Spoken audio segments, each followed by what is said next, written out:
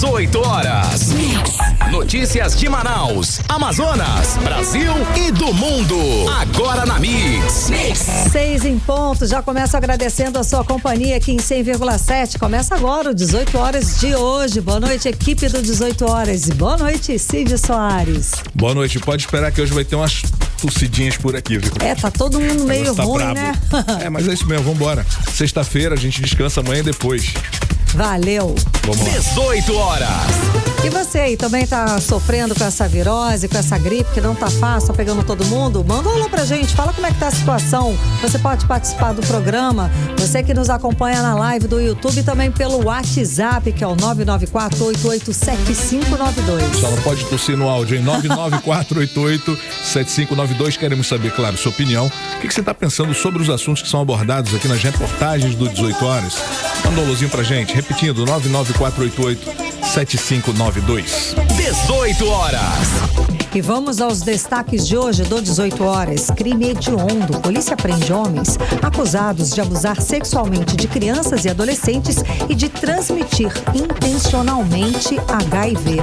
O governo do Amazonas não paga salários e, por isso, seguranças, maqueiros e o pessoal da recepção abandonaram os trabalhos do Platão Araújo. Policiais do estado também cobram do governo do Amazonas o pagamento da database, atrasado há 4 anos. O governo federal publica medida provisória para importar arroz por causa da tragédia no Rio Grande do Sul. 18 horas.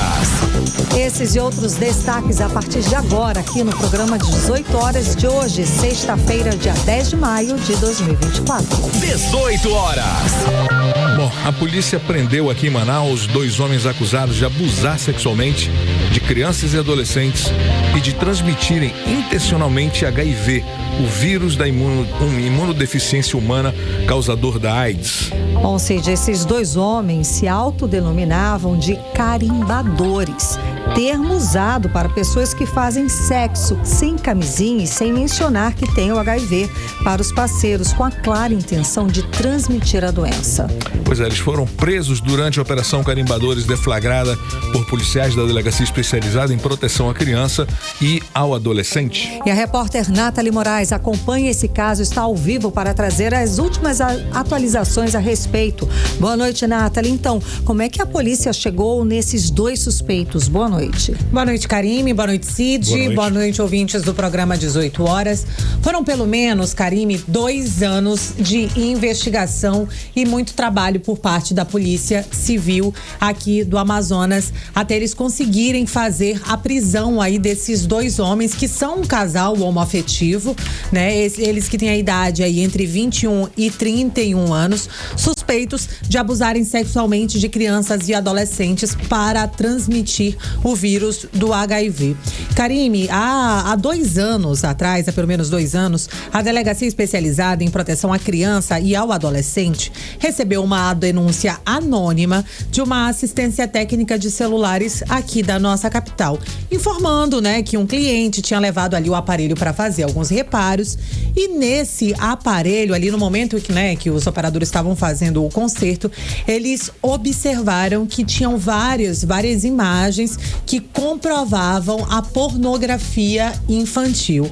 Além disso, né, o funcionário da assistência técnica conseguiu ver conversas entre esses 2 homens, onde eles afirmavam que eles praticavam estupros e abusos de menores. Meu Deus. E aí, tudo isso foi há pelo menos 2 anos. Como eles não conseguiram identificar e nem prender esses aparelhos, de imediato a Polícia Civil aqui do Amazonas não conseguiu fazer a prisão, mas desde então, no ano passado, a Polícia Federal também começou a investigar esses 2 homens e então comunicou ao Ministério Público e aí foram intensificadas, né, as investigações e hoje foram cumpridos, né, esses 2 mandados de prisão temporária e esses 2 homens homens foram presos. E nas trocas de mensagens, Karime, né, o que realmente chocou foi que esses 2 homens admitiam, né, que eles faziam, né, aliciavam e tinham a prática das relações sexuais desprotegidas, sem mencionar que eles eram portadores do vírus do HIV. E eles faziam tudo isso realmente com o intuito de transmitir esse vírus, principalmente para as crianças. A preferência eram meninos e muitas vezes eles acabavam agindo aí em banheiros e estabelecimentos, né, públicos aqui da nossa capital, como shopping centers, terminais de ônibus. Meu Deus, e aí a gente ouviu a delegada Joyce Coelho, ela que é titular da especializada, e falou com a gente sobre esse assunto. Pelo cunho das conversas, eles são homossexuais e tinham uma relação homofetiva. Então eles tinham um relacionamento e, como uma espécie de fetiche, inserir uma criança de tenra idade nesse contexto, com uma conversa assim, passaram pra gente, a gente vai ter que passar. Esse termo carimbadores é usado por eles próprios durante as conversas, que eles se intitulam carimbadores no sentido de que intencionalmente transmite para a pessoa que estão mantendo relação sexual o vírus HIV. Entretanto, essa transmissão acontecia em crimes de abuso sexual. 18 horas. Karime Cid, né? Nós ouvimos aí a fala da delegada Joyce Coelho, ela que é titular da Delegacia Especializada em Proteção à Criança e ao Adolescente. E é claro, durante essa entrevista coletiva, ela aproveitou para chamar a atenção dos pais irresponsáveis, né, ao deixarem as suas crianças, né, em estabelecimentos. Os adolescentes também, vai no banheiro. Sozinho, você acha, não, meu filho já tem 10 anos, ele é grande o suficiente. 14 anos, tudo bem, mas tem que ter uma supervisão por conta das outras pessoas, por causa de situações como essas. Exatamente, Karime, e todo cuidado é pouco, né? Sem dúvida. E aí, além de terem as prisões temporárias decretadas pela Justiça aqui do Amazonas, os homens, eles também, né, tiveram vários aparelhos apreendidos, entre eles, né, os seus aparelhos celulares. Eles também tiveram objetos de armazenamento de mídia com conteúdo de pornografia infantil apreendidos pela Polícia Civil. São 2 anos de investigação. A polícia acredita, pelas mensagens, que seja um número muito grande, né, de vítimas desses... Número maior, né? Desses 2 homens. A delegada disse assim, eles ainda não foram interrogados de forma oficial, né, que eles tinham sido presos há poucas horas, mas assim, é uma situação muito preocupante, porque eles identificavam até mesmo crianças dentro da família deles, onde eles pretendiam transmitir o vírus do HIV, e a delegada destacou essa situação pra gente. Meninos, a gente não tem até agora em nenhum teor de conversa alvos meninas. Na verdade, somente meninos. E como eu falei para vocês, quanto menos idade, melhor. Eles sempre identificavam vítimas aleatoriamente em terminais, né, de ônibus, em banheiros de estabelecimentos, mas também citavam, olha, aquele teu sobrinho assim, tem 6 anos, já dá pra gente, entendeu? Então, essa a nossa preocupação. Então, depois que a gente identificou os interlocutores, a gente correu com esses mandados para que agora, nesse prazo da temporária, a gente possa, diante de tudo que foi extraído desses aparelhos celulares, a gente possivelmente vai identificar vítimas crianças. 18 horas. Karime Cid, nós ouvimos, né, a fala da delegada Joyce Coelho, titular da Delegacia Especializada em Proteção à Criança e ao Adolescente, que falou aí dessa prisão desses 2 homens de 21 e 31 anos que tiveram a prisão decretada aí por abuso sexual e vários transmissão intencional do HIV, e a gente espera que eles fiquem presos mesmo, né? Porque está aí apontando já para várias futuras vítimas. Com certeza que essa prisão temporária seja convertida para prisão preventiva, de fato. Exato. Obrigada, Nathalie, pelas informações. 18 horas. Bom, vamos falar novamente sobre os flutuantes lá do Tarumançu, que continuam poluindo as águas do rio e levando transtorno para quem mora ali naquela área. É impressionante como é que essa história não tem fim, né? Acho que pra gente tá mais que óbvio como é que é irregular toda essa situação dos flutuantes. O repórter André Meirelles, ele está acompanhando essa polêmica, essa história desde que começou isso tudo, desde o ano passado, e tem mais informações, as atualizações pra gente. Boa noite, André. Os moradores moradores da área agora estão reclamando de poluição sonora e de até tiroteios frequentes lá na área, lá dos flutuantes, não é isso? Boa noite. Muito boa noite, Karine. Boa noite, Cid. Boa noite aos ouvintes e também aos internautas, né? Aquelas pessoas que nos acompanham agora ao vivo através da live, né? Do YouTube. Olha, segundo denúncia de moradores que presenciam esse tipo de situação, eles denunciam que os flutuantes ali na bacia dos Igarapés do Tarumã-Açu continuam poluindo as águas do rio e levando transtorno para quem mora ali na área. Os moradores da área reclamam de poluição sonora e até tiroteios ali frequentemente que acontecem naquela região. Para quem não sabe aí o que é poluição sonora, é quando o som ele altera a condição normal de audição em um determinado ambiente e acaba afetando a saúde física e mental da população, ou seja, um som alto, excessivo, que de acordo com a Organização Mundial de Saúde, a OMS, qualquer som que ultrapasse o valor de 50 decibéis pode ser considerado nocivo aí à saúde, né? É importante lembrar também que mas é a lei do silêncio, é só depois das 10 que incomoda. Não, isso pode ser qualquer horário. Não existe horário para esse incômodo. Pode ser 8 da manhã, 10 da manhã, meio-dia, 1, 2, 3 da tarde. Essa lei inclui todos os horários. Incomodou, tá dentro da lei, não pode.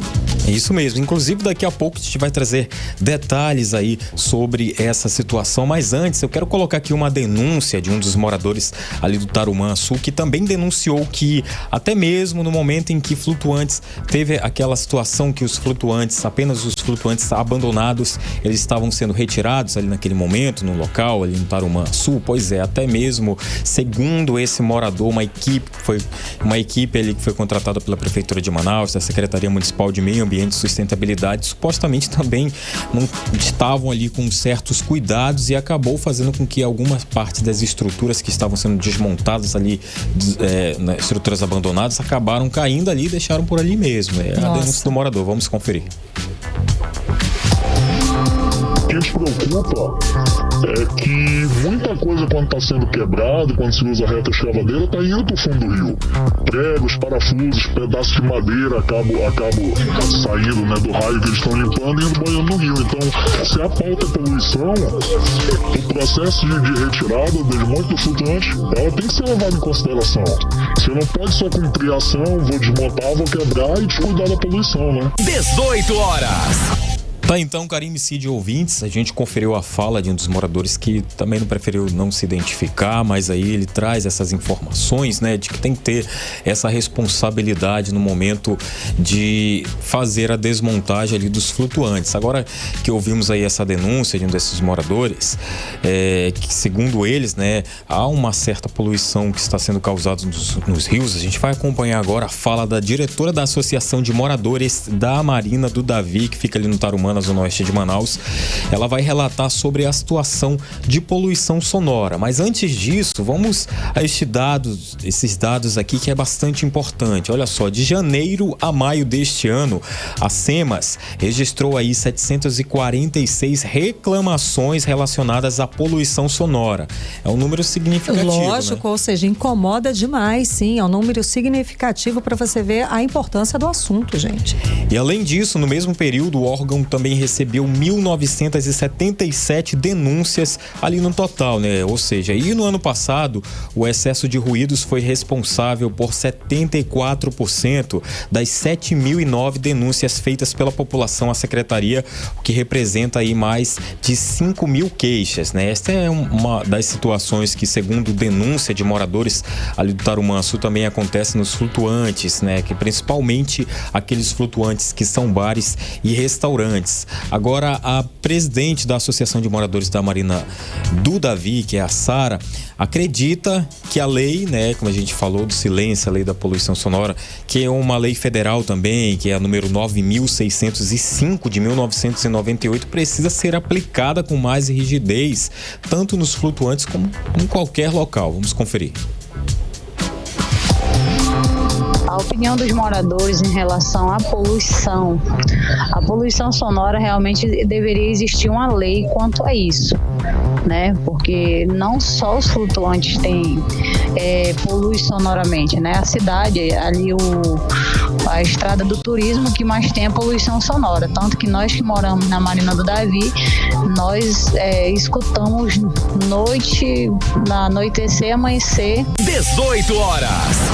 Olha só, Karime, Cid, ouvintes, a gente conferiu a fala aí da Sara Guedes, que é presidente da Associação de Moradores da Marina do Davi, dessa questão que a gente está falando sobre também poluição sonora, né?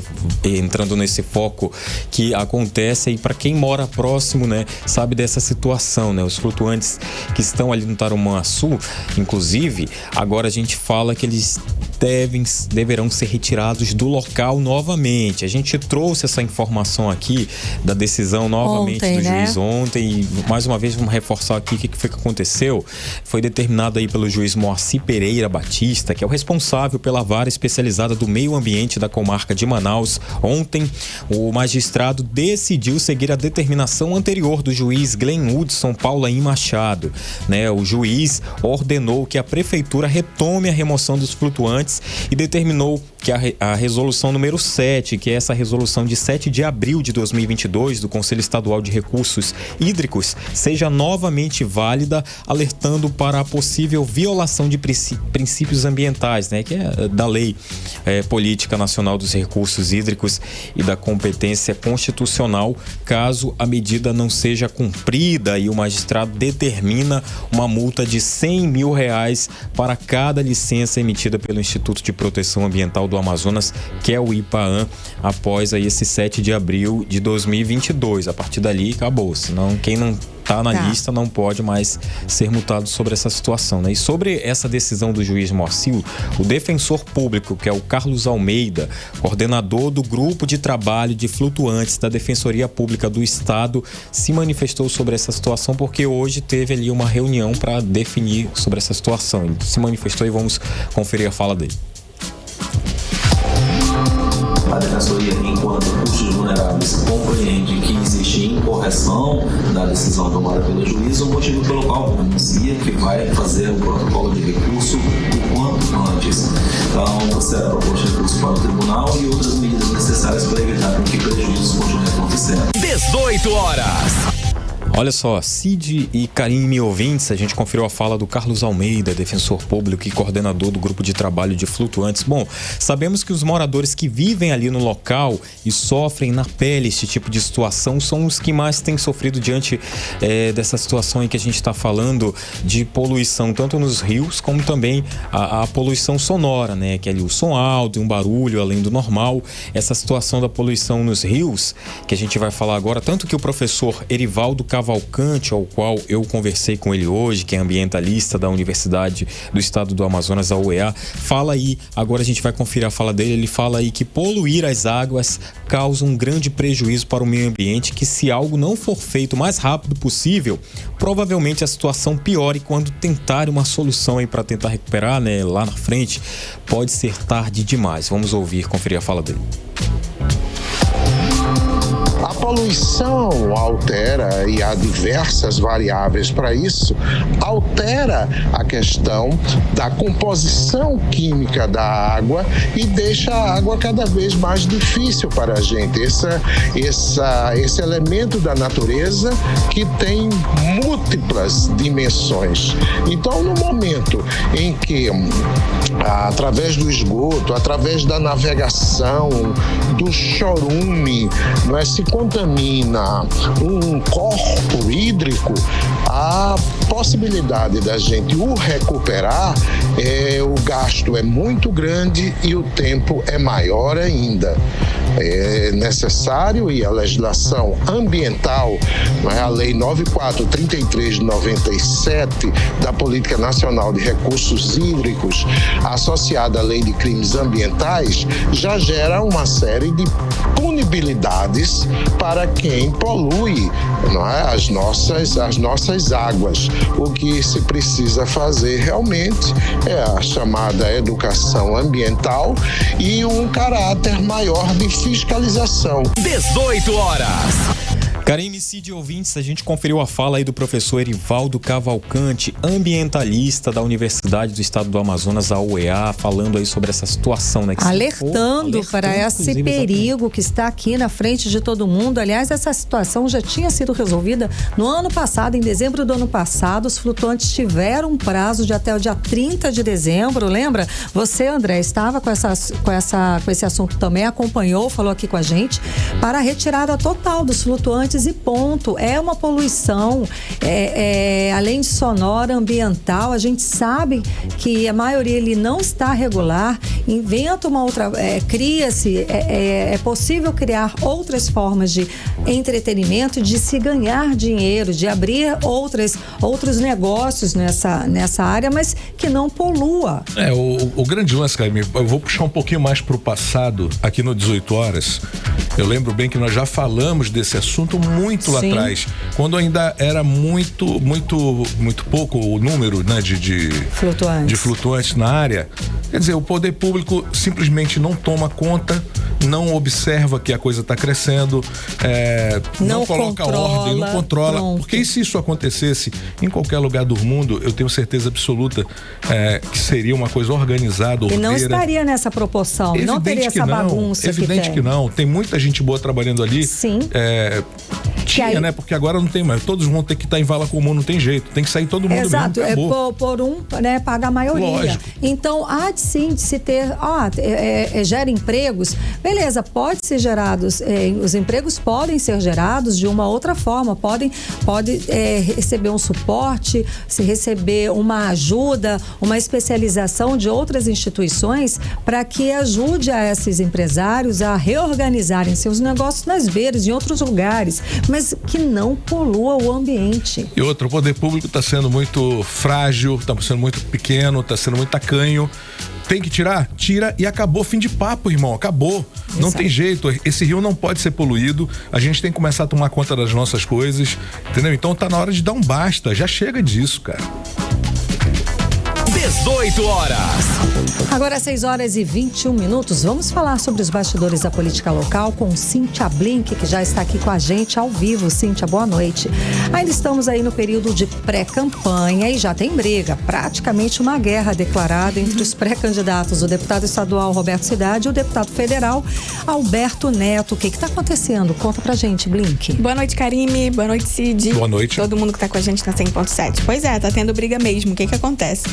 A gente já tinha ventilado essa informação de que a candidatura de Alberto Neto, se não crescesse, tinha uma chance muito grande dela ser derrubada, né? Essa pré-candidatura não evoluir para uma candidatura de verdade e ele vir como vice de Roberto Cidade ou o PL indicar um vice.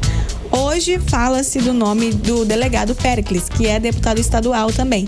O que eu ouso dizer aqui vira quase que uma chapa única, apesar do Péricles ser ser PL e Roberto Cidade ser União Brasil, né?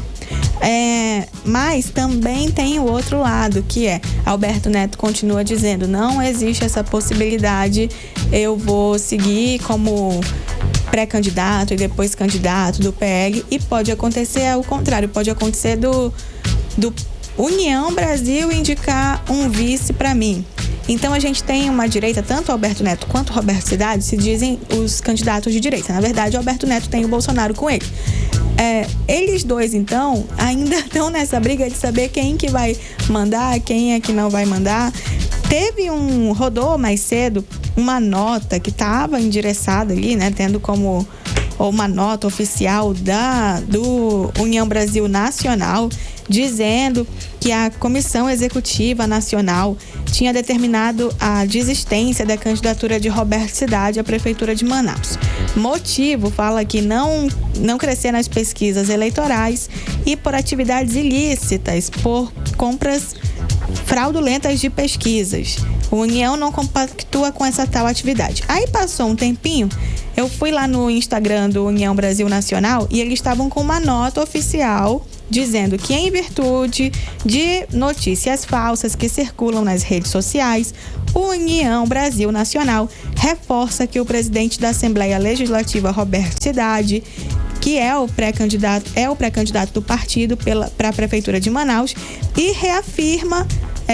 O que reafirma é o presidente nacional do União Brasil, Antônio Rueda. Então, dizendo que essa nota que estava rodando por aí é falsa, que o União Brasil não soltou essa nota, muito menos esse motivo e tudo mais. E aí fez essa nota para repudiar essa falsa. Então, isso tudo indica pra gente que há realmente uma guerra fria por hora, entre Alberto Neto e Roberto Cidade, para ver quem vai ficar como o candidato da direita, o candidato que vai levar aí o PL ou União Brasil juntos a algum lugar. Mas, de qualquer maneira, a gente vê que há uma potencial aliança entre União Brasil e PL, que a gente já vem falando há um tempo. Então, ao que tudo indica, esses dois partidos vão se unir. Qual a configuração? Cidade como candidato ou Alberto Neto como candidato? Acho que a gente tem que seguir acompanhando para saber.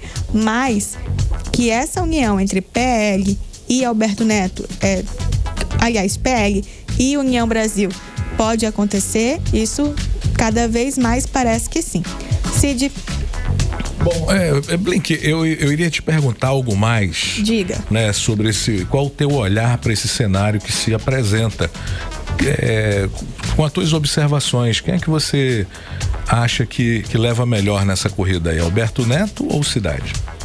Acho que está muito cedo para dizer, né? Mas nas pesquisas eleitorais, Alberto Neto e Cidade, eles estão aparecendo, pelo menos nas últimas, estão aparecendo ali muito emparedados, muito emparegados, na verdade, né? Os dois ficaram em segundo lugar na última pesquisa que a gente viu. Já teve pesquisa anterior que mostrou ali empate técnico também.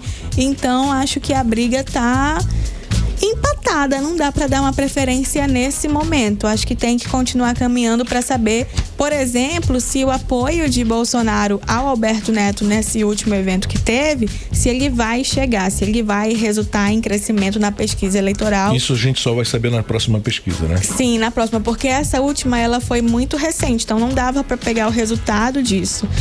Mas a verdade é que, por hora, a briga mesmo tá entre o atual prefeito Davi Almeida e o deputado federal Amon Mandel. Até agora ninguém tirou, de acordo com as pesquisas eleitorais que a gente tem visto, a briga está entre esses dois e nenhum outro nome consegue entrar nessa disputa. A gente teve ali um Alberto Neto que tenta vir no terceiro lugar, assim como o próprio Roberto Cidade, mas não convence. Apesar de aparecer ali como um possível empate, ainda está distante, a briga ainda está entre Davi e Amon.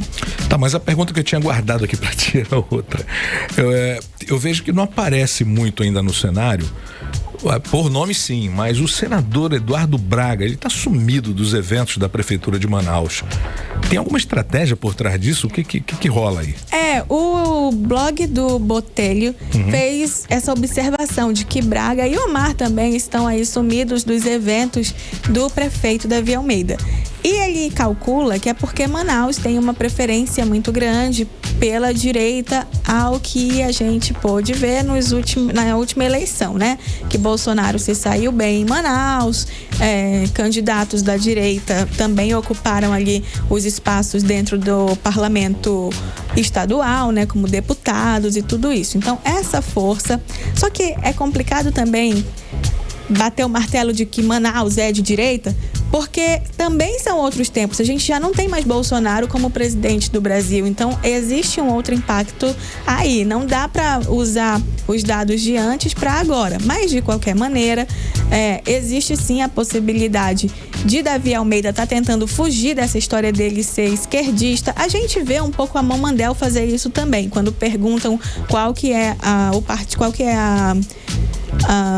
o espectro político dele, ele fala que é de centro-direita, centro-esquerda, centro-centro. Então, deixa eu dar um pitaco aí. Eu vejo essa coisa até com a questão realmente de ser político, né? Isso é ser político, é você saber jogar ali no momento certo as fichas, tá? Sem correr do presidente, mas também sem entregar o ouro, né, para um outro lado, sei lá.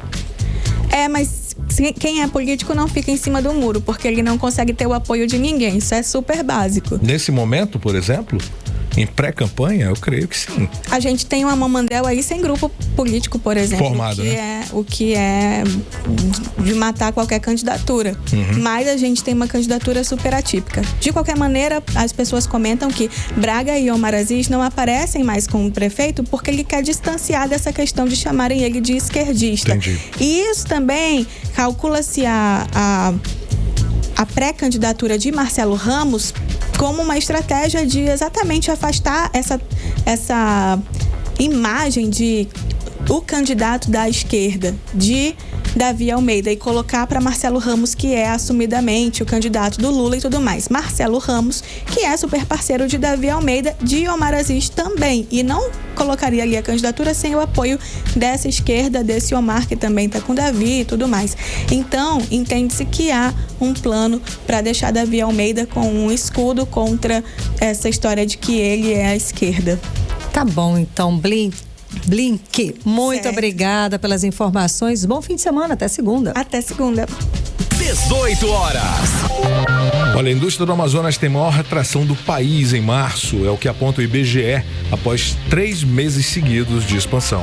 E no mesmo período, o desempenho da indústria no Brasil foi de 0,9% comparado a fevereiro. As maiores quedas na produção do polo industrial do Amazonas foram nas áreas de equipamentos de informática e eletrônicos. Vamos aos detalhes agora com Andinaia Araújo.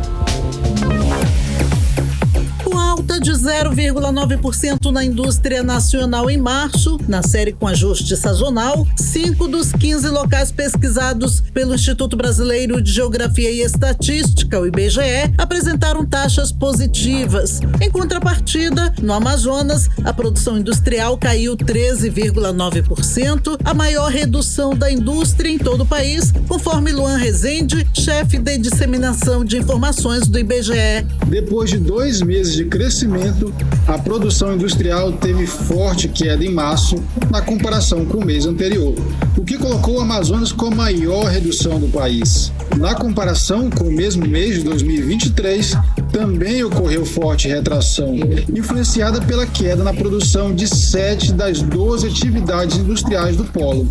As atividades industriais com maior queda na produção no Amazonas foram a fabricação de equipamentos de informática e produtos eletrônicos, que registraram 26,1% a menos. Também reduziram em 23,5% as fabricações de produtos derivados do petróleo e biocombustíveis, seguidos da fabricação de bebidas, que recuou 16,5%, e as indústrias extrativistas, que caíram 12,9%. De acordo com Luan Rezende, chefe de disseminação de informações do IBGE, desde abril de 2023, que a indústria do Amazonas não sofria uma retração tão grande. Essa redução também influenciou negativamente os acumulados de crescimento em 2023 e dos últimos 12 meses, o que os fez retornar ao patamar de outubro do ano passado. Por conta da forte produção ocorrida em janeiro e fevereiro, a média móvel de março está positiva em 1,5%, o que possibilita pensar que os próximos meses poderão voltar a apresentar aumento da produção industrial local. Já o aumento da produção em março desse ano foi registrado nas indústrias de ar-condicionado de janela ou transportáveis, produtos de metal, exceto máquinas e equipamentos, e a produção de borracha e de material plástico. Além do Amazonas, o mês de março também foi de queda na produção das indústrias do Paraná, Ceará, Pernambuco, Espírito Santo, Minas Gerais, Rio de Janeiro, Goiás e São Paulo, além da região Nordeste. Odinaia Araújo para o 18 horas. Você está ouvindo 18 horas.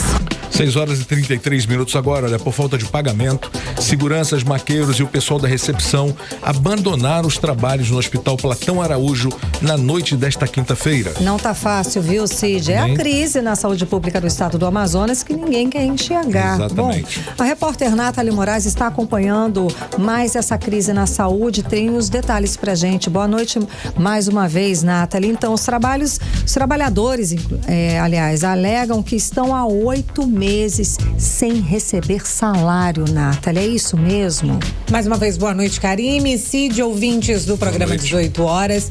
Essas informações são verdadeiras, Karime, né? A empresa Taurus Segurança Limitada, por exemplo, não paga, inclusive é a empresa, né, onde os profissionais terceirizados da segurança prestam esse trabalho no Hospital Platão Araújo, na Zona Leste de Manaus, estão sem receber há pelo menos 8 meses. A que ponto chegou a crise na saúde aqui do Amazonas? Só para você ter uma ideia, Karime e Cid, depois que os profissionais da segurança abandonaram os seus postos de trabalho, ontem, né, na noite desta quinta-feira, a acompanhante de um paciente que estava internado estava fazendo o controle, fazendo ali o trabalho de triagem, que geralmente é feito ali pelos seguranças, de quem entrava e de quem saía da unidade de saúde lá na Zona Leste de Manaus. E aí, Karime, né, como você disse, Cid, foram seguranças, maqueiros e até mesmo aqueles profissionais da recepção, né, que abordam ali os pacientes, as pessoas que precisam de atendimento, que paralisaram as suas atividades pela falta de pagamentos. E a gente tentou ouvir algumas testemunhas e os profissionais de segurança, além dos maqueiros, e eles confirmaram toda essa situação. Só que a gente sabe, essa não é essa situação da falta de pagamentos não acontece somente no Platão Araújo. São técnicos de enfermagem com pagamentos atrasados no Hospital e Pronto-Socorro 28 de agosto, no Joãozinho. A situação é realmente de calamidade. É generalizada. A gente sabe que é uma crise. Falta medicamento, falta insumos. A gente sabe que o Hospital de Medicina Tropical, por exemplo, tá largado as baratas. A gente abandonado, sabe disso. Né? Abandonado. A gente ouviu recentemente o diretor-presidente da Fundação de Medicina Tropical e ele denunciou toda a situação de calamidade que se encontra uma unidade de saúde que já foi referência aqui no nosso estado, assim como Francisca Mendes e tantas outras. Mas aí, Karime, pra gente entender um pouco mais dessa paralisação, né, desse abandono dos postos de trabalho na noite desta quinta-feira, a gente conversou com o Denison Vilar, ele que é líder do movimento Todos pela Saúde e enfermeiro do SAMU aqui na nossa capital. Vamos conferir. Lamentavelmente, profissionais de segurança, maqueiros e administrativos estão abandonando os serviços no dia de hoje, nas unidades de saúde do estado. Não existe governador corrupto sem uma Assembleia Legislativa corrupta, que ao mesmo tempo apoia todas as ações do governo. Lamentavelmente, foi tirado 680 milhões da aposentadoria dos servidores. Lamentavelmente, foi tirado mais de 2,5 bilhões de empréstimo e vai ser gasto mais de 290 milhões para enganar o povo e o trabalhador. E vocês não podem aceitar isso passivamente. 18 horas. Cid, Karime, né? Nós ouvimos aí a fala do Denison Vilar, ele que é líder do movimento Todos pela Saúde, inclusive convocando aí esses profissionais para essa manifestação na Assembleia Legislativa no próximo dia 28 de maio. Só para encerrar, Karime, né? A gente pediu aí esclarecimentos do governo do Amazonas por parte da Secretaria Estadual de Saúde sobre esses atrasos desses pagamentos dos profissionais e sobre esse abandono dos postos de trabalho, mas até o fechamento, né, dessa matéria a gente não teve nenhuma resposta por parte do governo do estado. Karime, Cid, boa noite. Obrigada pelas informações, Nathalie Moraes. E tem outra categoria também cobrando o governo do Amazonas pagamentos. Agora são os policiais que continuam lutando por pagamento da database. Está atrasada há 4 anos. Eles permanecem acampados em frente à sede do governo há uma semana em busca do quê? Apenas de um diálogo com o governo do estado. Vamos acompanhar os detalhes agora com Andinei Araújo. A falta de segurança que atinge a capital também é motivo de muita preocupação no interior do estado, principalmente nesse ano de eleições municipais. A disputa por uma vaga nas prefeituras do interior sempre é muito acirrada e a escassez de policiais preocupa os juízes do interior. Devido à defasagem do contingente policial nesses municípios, os juízes estão pedindo à Justiça Eleitoral, com bastante antecedência, a presença das forças federais para ajudar na segurança das eleições para prefeitos e vereadores em outubro. A falta de policiamento no interior é tão grande que, em agosto do ano passado, a Promotoria de Justiça do Controle Externo da Atividade Policial e Segurança Pública de Manaus e mais 26 promotorias de justiça do interior do estado abriram conjuntamente o inquérito civil público para apurar as causas da defasagem no efetivo de oficiais e praças da Polícia Militar. Na época, os promotores de justiça disseram que se existe precariedade de efetivo da PM em Manaus, constatada durante as inspeções das promotorias, no interior a situação deve ser ainda pior. Na ocasião, o comando da PM ficou de fornecer informações sobre o atual efetivo de policiais, tanto na capital quanto no interior. Em meio a tudo isso, os policiais lutam em Manaus por direitos como o pagamento da database. Tem entidades como de peritos, oficiais e comissários que estão há 5 anos sem o pagamento da database. A Polícia Militar não recebe a reposição salarial há 4 anos e a Polícia Civil entrou no 3º ano sem o pagamento da database. Além disso, o governo também não paga desde 2022 a última parcela do escalonamento. A categoria também está há 10 anos sem promoção de classe para escrivão e investigador. Para tentar conversar com o governo do estado sobre esses pleitos, entidades que representam policiais e oficiais das polícias militar e civil estão acampados há uma semana em frente à sede do governo na Compensa. Segundo o diretor do Sindeipol, o Sindicato dos Escrivães e Investigadores da Polícia Civil do Amazonas, James Figueiredo, tudo o que a categoria quer é abrir a mesa de negociação com o governo. Então nós queremos conversar com o governador do estado, nós queremos mostrar para ele a nossa realidade e tentar de uma forma respeitosa, republicana, negociar essa reposição salarial que é a nossa database, porque as perdas são muito grandes, as perdas já alcançam mais de 30% e o governo não quer reconhecer esse direito do policial. Nós não sabemos o que está acontecendo. Ele está esticando essa corda e a qualquer momento essa corda pode romper e pode trazer um mal-estar, tanto para as instituições de segurança como para a sociedade. E isso nós queremos evitar. Odinei Araújo para o 18 horas. Você está ouvindo 18 horas. Agora em Manaus, 6 horas e 40 minutos. Cid Soares. Muito bem, vamos agora à previsão do tempo para o fim de semana com Karime Leão. Previsão do tempo. Segundo informações do Clima Tempo, para o sábado, a previsão é de sol com muitas nuvens durante o dia, período de nublado com chuva a qualquer hora. A mínima prevista de 25 graus. A máxima não deve passar dos 30 graus. As chances de chuva são de 63% e a umidade relativa do ar fica entre 71% e 97%. No domingo, a previsão também é de sol com muitas nuvens durante o dia, período de nublado com chuva a qualquer hora. As chances de chuva são de 79%. A mínima prevista de 25 graus e a máxima também não deve passar os 30 graus. 18 horas. 6 horas e 41 minutos. Olha, o Rio Negro encheu 3 centímetros de quinta para sexta-feira. E hoje a marca, né, já está em 25 metros e 70 centímetros. No mesmo dia do ano passado, a cota já batia os 27 metros e 49 centímetros. 18 horas. E nesse domingo, Dia das Mães, a Prefeitura de Manaus vai implementar uma operação especial para monitorar os cemitérios de Manaus. Exato, a iniciativa é para assegurar a segurança e organização no trânsito, facilitando o acesso e a movimentação de pessoas durante a visitação nos principais cemitérios da cidade, como explica o repórter André Meirelles. O monitoramento das vias no entorno dos principais cemitérios da cidade vai ser realizado por agentes de trânsito e fiscais de transportes do Instituto Municipal de Mobilidade Urbana. A ação vai garantir a segurança viária e facilitar o acesso dos visitantes aos cemitérios neste Dia das Mães, além de manter a fluidez do tráfego, que vai ocorrer das 6 da manhã às 5 da tarde. Para o coordenador de marketing Byron Jorge, a ação de auxílio no entorno do cemitério é importante para auxiliar quem vai ao local relembrar esta data tão especial.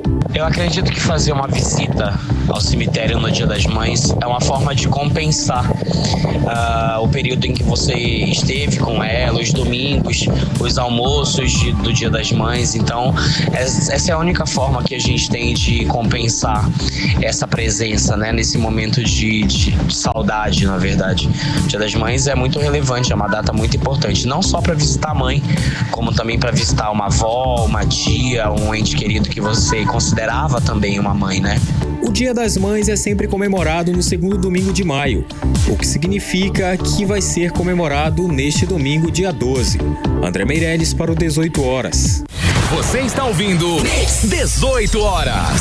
E o comércio no centro de Manaus também está aquecido para o Dia das Mães. Essa reta final aí nas vendas deve movimentar mais de 20 milhões de reais. Essa é a segunda melhor data para o comércio, perdendo apenas para o Natal. Exatamente, os empresários estão otimistas e a expectativa é que o faturamento esse ano seja maior que no ano passado, como explica a repórter Nathalie Moraes. No centro de Manaus, o comércio é pujante e sempre atrai os consumidores que vão em busca de presentes. Nesse Dia das Mães, não é diferente. O movimento das lojas na região conhecida como Bate-Palma, na Marechal Deodoro, tem sido intenso, o que deve aquecer o volume das vendas. Para a Federação do Comércio do Amazonas, o cenário é considerado positivo para os empresários, como afirma o representante da FEComércio, Aderson Frota.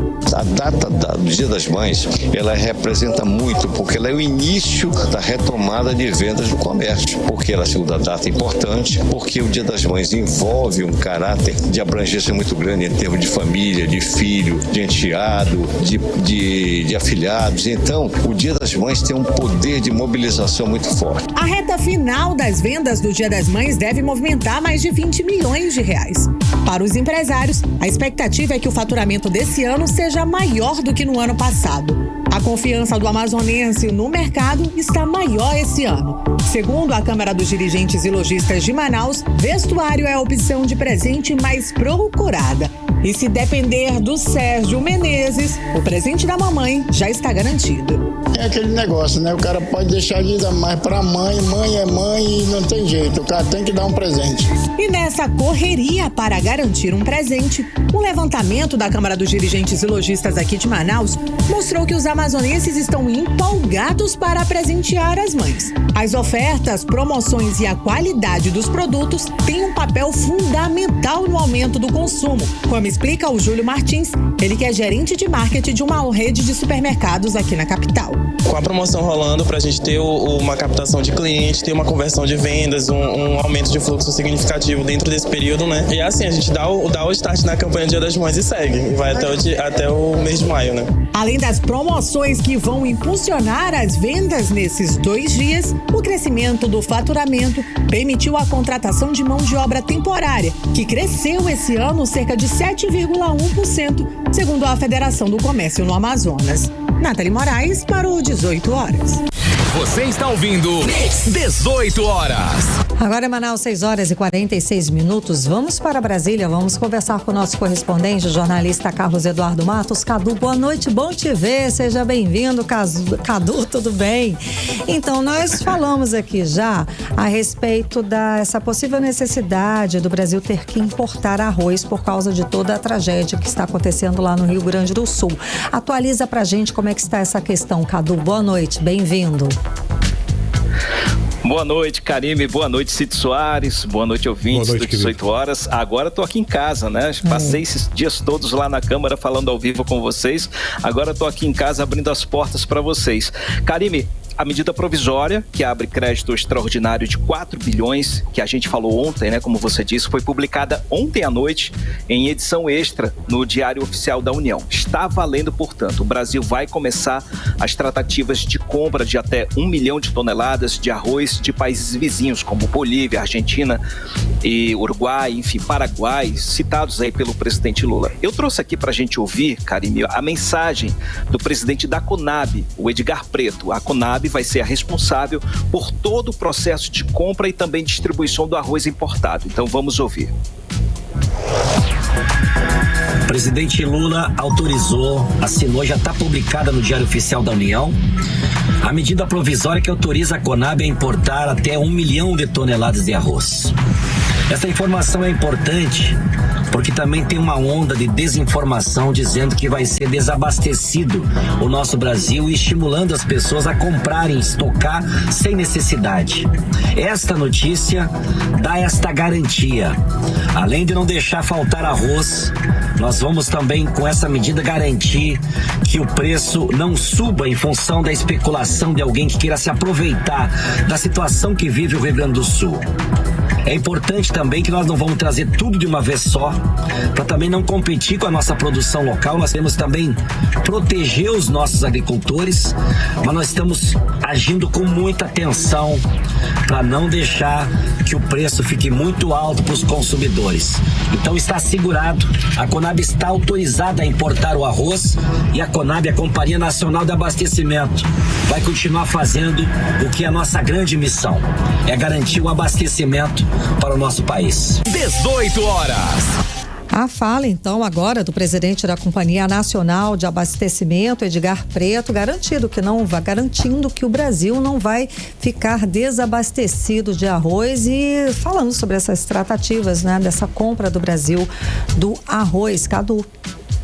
Isso derruba algumas especulações news, nas né? redes sociais, Importantíssima, né? Algumas fake news. Fala, sim. E que está acontecendo, a imprensa está reportando aí, tem supermercado fazendo racionamento em alguns estados, inclusive aqui no Distrito Federal, alguns atacarejos estão fazendo racionamento, tem gente que pode comprar até 5 sacos ou 2 sacos de 5 quilos, 10 quilos, enfim, uma certa quantidade de arroz.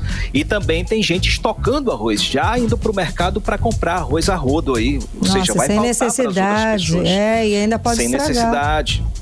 A gente relembra a Covid, né? Sim. Aquele momento todo que as pessoas iam para o supermercado fazer estoque. Mas as Enfim. pessoas estavam fazendo estoque de papel higiênico. Olha a loucura que a gente chegou. E álcool em gel, né? Pois é. Agora é arroz. Karime, essa medida é muito importante, né? Porque acontece um problema, quando acontece esse tipo de problema de abastecimento, como diz o Edgar Preto, ocorre o racionamento e a especulação. O mercado joga o preço lá em cima. Então essa medida do governo é para evitar um impacto maior no preço do arroz. Mas isso não quer dizer, Karime, que o preço não vai aumentar. Ele vai, porque existem outros fatores que influenciam no preço final, no varejo, para o consumidor final, né? A gente disse que o Rio Grande do Sul é o maior produtor de arroz do país.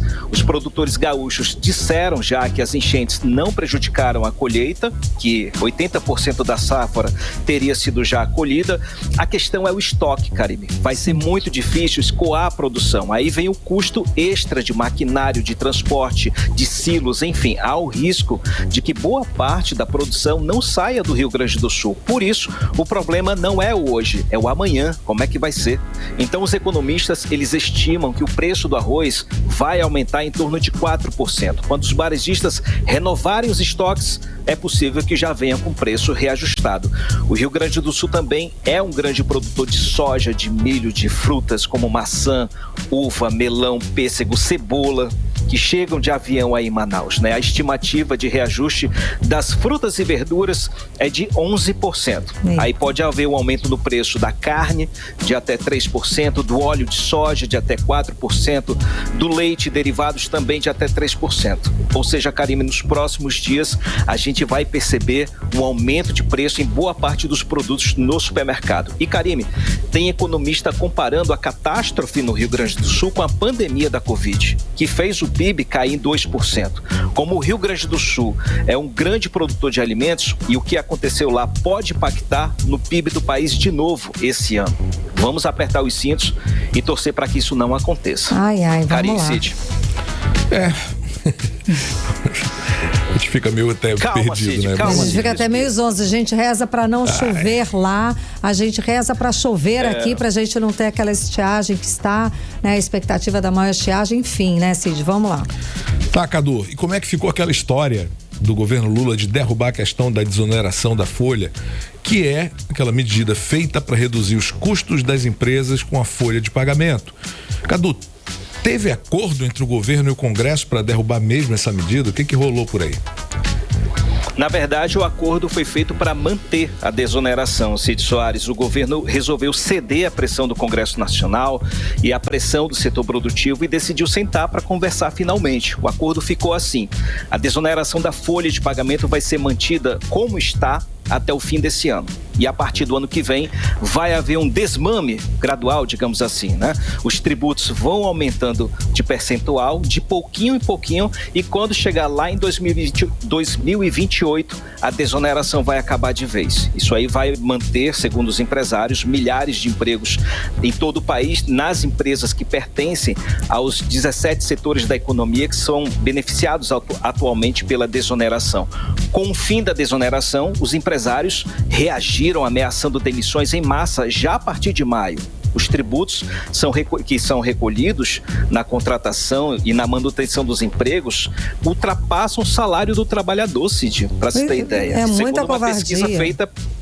Né? Eu não sabia disso. Os tributos que a empresa paga para te contratar e também para te manter empregada com CLT ultrapassa o valor do teu salário. Olha que difícil. Tudo tributo que você paga para o Estado para empregar. É muito difícil. Por isso que a desoneração ela é muito importante. Então esse acordo entre o governo, o Congresso e as empresas foi escrito já, entregue ao Supremo Tribunal Federal, que vai anexar ao acórdão do julgamento que está analisando a constitucionalidade da desoneração. A gente sabe que tá acontecendo, né? Só para a gente recordar o que aconteceu. O governo Lula acabou com a desoneração no fim do ano passado. O Congresso votou e decidiu manter a desoneração a pedido dos empresários. O governo foi lá, perdeu e recorreu ao STF. Foi atrás de um tapetão. O ministro Cristiano Zanin concedeu liminar suspendendo a desoneração e agora a corte está analisando a liminar do ministro e já tem 5 votos apoiando a decisão de Cristiano Zanin. Que bom que o governo fechou o acordo porque iria fazer uma jogada errada. Vai arrecadar mais, porém gerar muitas demissões. Seria mais do mesmo. Isso também iria dar um ar muito pesado, né, para a esquerda, né, durante as eleições desse ano. Então ia ser um negócio bem pesado politicamente, mesmo. Ia ser um prejuízo horrível, enorme, né? Claro. Mas um tiro no pé praticamente, né? Com certeza. Cadu, traz pra gente então os outros destaques do dia, as rapidinhas. Eu tenho só uma rapidinha, ainda falando de economia, Karime Cid. Na segunda-feira vai começar o programa Desenrola para pequenos negócios. Os MEIs, que são os microempreendedores individuais, as pequenas e as médias empresas que têm faturamento de até 4 milhões de reais, elas vão poder renegociar suas dívidas com juros menores. Então, elas não vão precisar instalar o aplicativo de celular para fazer a renegociação, como foi o Desenrola para pessoa física.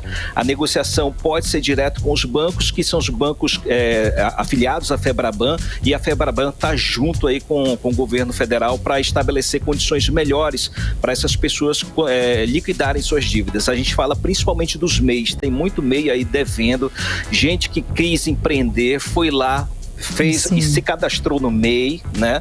E aí foi do banco, pegou empréstimo para montar o seu negócio, por algum motivo não deu certo ou não deu pouco resultado e agora está mergulhando em dívida com juros altos. Então esse é o melhor momento para tentar estabelecer uma renegociação e seguir em frente. Volto com vocês, Karime Cid. Muito obrigada. Sextou, galera. Sextou, bom fim de semana. Tchau, tchau. Valeu, galera. Tchau, tchau. 18 horas.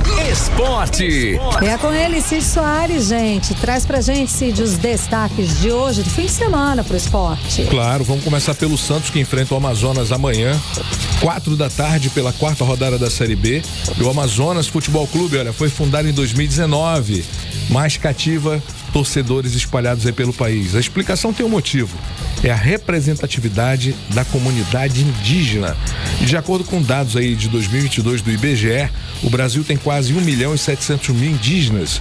Mais da metade desse grupo aí vive na chamada região da Amazônia Legal, território formado por 7 estados da região norte aqui do Brasil, que é o Amazonas, o Pará, Acre, Roraima, Rondônia, Amapá e Tocantins. Mais o Maranhão, né, na parte nordeste, e o Mato Grosso, pedaço do Mato Grosso no centro-oeste. É justamente entre essas pessoas que o Amazonas busca encontrar novos torcedores. Na última terça-feira, quando a equipe perdeu por 3-0 do Ponte Preta lá em Campinas, um grupo de aproximadamente 100 torcedores de diferentes povos indígenas acompanhou a partida. Então a gente sabe que realmente o negócio é muito grande. O atacante Mbappé confirmou hoje que vai deixar o PSG no final da temporada aí do meio do ano. Em vídeo postado nas redes sociais, o jogador agradeceu aos torcedores, indicando a despedida em breve. Ele tinha a opção de renovação contratual até 2025, mas optou por acionar a cláusula que já havia sido antecipada pela imprensa europeia ao longo dos últimos meses. Mbappé, então, poderá ir para o Real Madrid, é o que se espera, né? E olha, o Princesa de Solimões entra em campo amanhã também para enfrentar o Manaus pela terceira rodada da Série D do Campeonato Brasileiro, invicto, né, na 4ª divisão. E o Tubarão do Norte busca a segunda vitória diante de sua torcida no estádio Gilbertão. A bola vai rolar às 17 horas. E a última rodada, o Princesa foi até o Acre e empatou com o Rio Branco em 0-0. Com 4 pontos somados até aqui, o Tubarão é atualmente o terceiro colocado do grupo A1 da Série D, na zona de classificação para a próxima fase. O Princesa de Solimões se uniu aí à ação solidária de ajuda aos moradores do Rio Grande do Sul e disponibilizou o estádio Gilbertão com posto de coleta para doações aos desabrigados. Os interessados em ajudar com a doação de água potável, alimentos não perecíveis e roupas podem se dirigir até o estádio de 9 às 18 horas amanhã, no sabadão, dia do jogo contra o Manaus. As doações também estarão sendo recebidas. Era o que tínhamos por hoje. 18 horas. Muito bem, a partir de agora, você já sabe, nós chegamos ao finalzinho do programa, vamos direto para o nosso editorial 18 horas com Karime Leão. Editorial 18 horas. A semana vai terminando com um grande exemplo de solidariedade do povo do Amazonas. Milhares de doações para as vítimas das enchentes no Rio Grande do Sul foram registradas no Amazonas.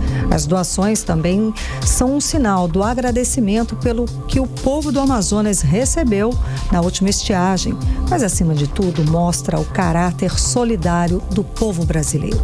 O compromisso das pessoas de se ajudarem mostra também a empatia e a piedade pelos que sofrem, pelos que precisam.